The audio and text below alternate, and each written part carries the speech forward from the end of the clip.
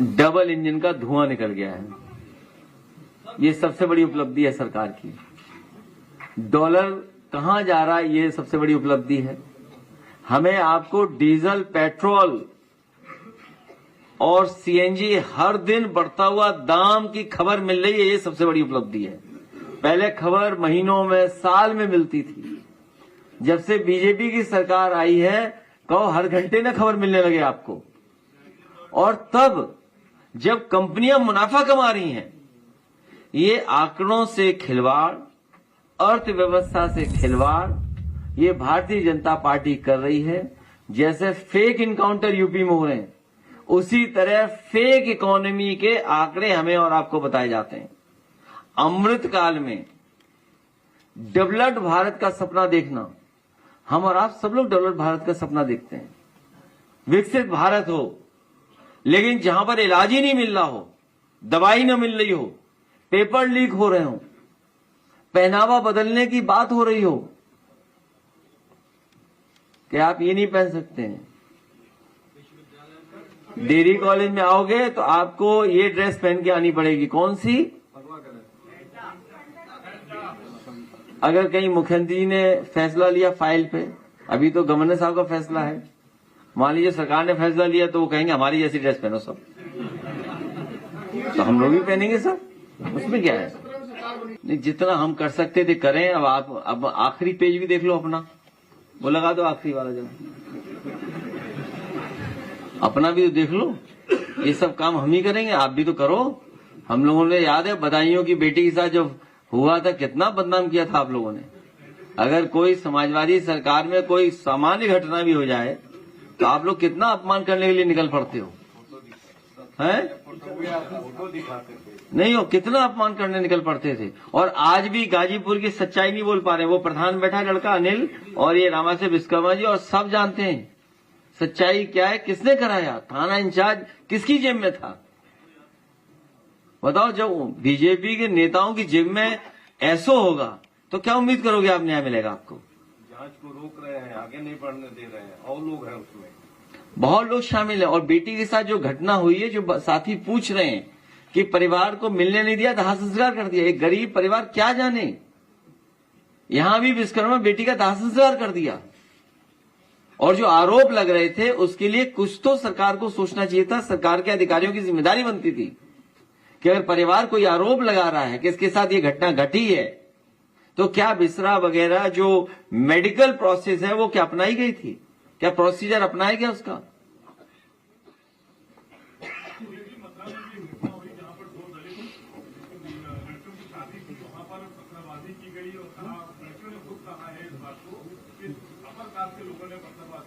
ये सरकार भेदभाव कर रही है, अन्याय कर रही है, बुलडोजर का सहारा ले रही है और हर काम में गुनहगार है सरकार।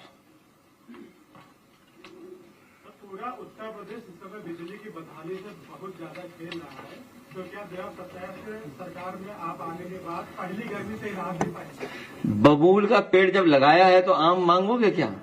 आम कहां से मिलेगा आपको? केवल एक सवाल नहीं, स्मार्ट मीटर तो जनता ने उखाड़ के फेंक दिए। रुपया पाताल लोक में क्यों जा रहा है? हमारे तमाम समाजवादी ये समझ ही नहीं पा रहे हैं कि डॉलर ऊपर जा रहा है, इसका मतलब क्या समझें। हम तो इतना ही समझ रहे हैं कि जितना डॉलर ऊपर जाएगा उतनी चाय महंगी हो जाएगी। जब डॉलर सस्ता था तो चाय सस्ती थी। अब आपसे पूछें कि 40 का डॉलर था, 45 का था, तब चाय कितने की थी? कितने की थी चाय बताइए? 2 रुपए की। और आज चाय कितने की है बताइए आप? तो जितना डॉलर ऊपर जाएगा उतनी चाय महंगी हो जाएगी। आम लोगों को समझाने के लिए यही हमारे पास फार्मूला है। कितने दिन में गिर जाएगी? उन्होंने इसलिए ठीक कहा, यूपी में समाजवादी सरकार बनते ही दिल्ली गिर जाएगी।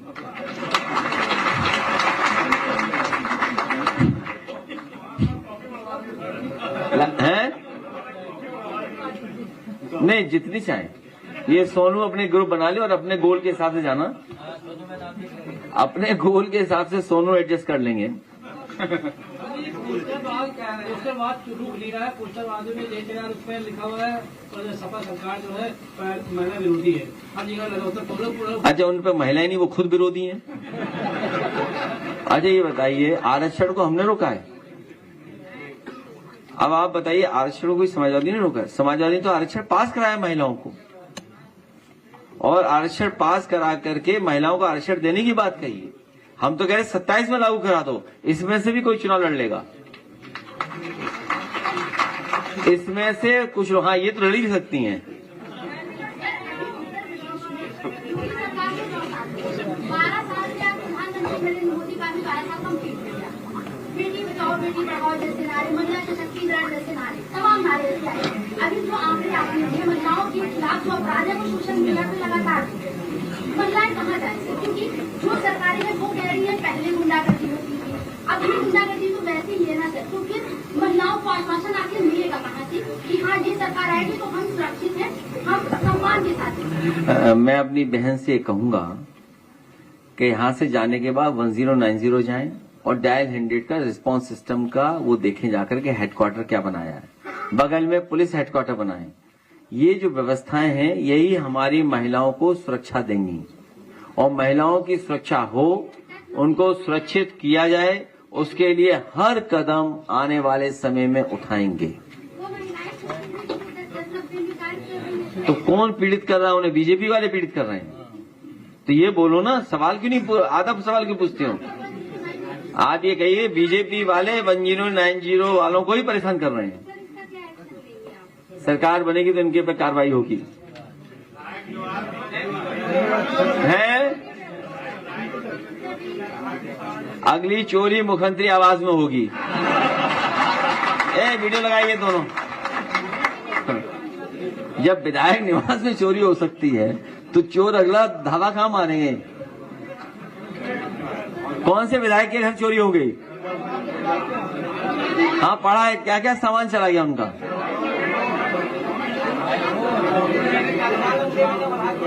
ये इसलिए बढ़ा दिया है कि यूपी के चुनाव की तैयारी कर रही है सरकार।